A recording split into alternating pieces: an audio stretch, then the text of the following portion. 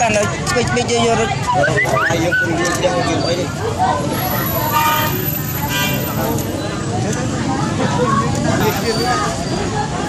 អញ្ចឹងដាក់ទៅជាមួយពេលប៉ុណ្ណឹងអត់គាត់ទេគាត់ទេប៉ុណ្ណឹងkhông toទេអូតែយើងខ្លួនស្តាប់ហើយឯងលឹកចាយហើយអស់ដាក់ពុំក៏ឡាក់ដែរជួយមិនទេពូ